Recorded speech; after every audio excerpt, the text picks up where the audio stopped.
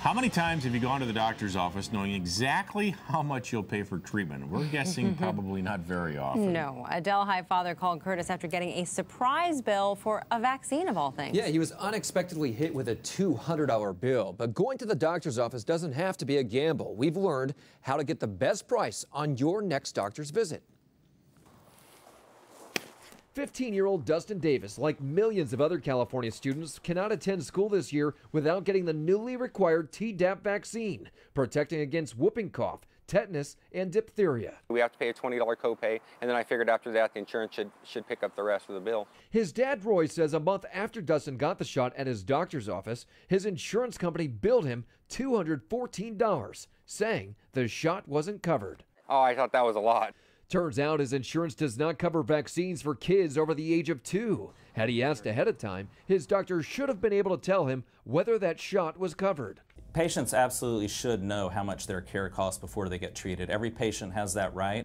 Dr. Jeffrey Rice runs healthcarebluebook.com. The site lists what it says are fair prices for healthcare services.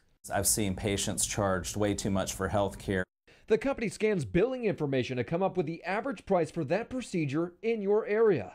Entering Roy's zip code, the site says the Tdap vaccine should cost $30 per dose at a doctor's office in his area, or $67 at a walk-in clinic.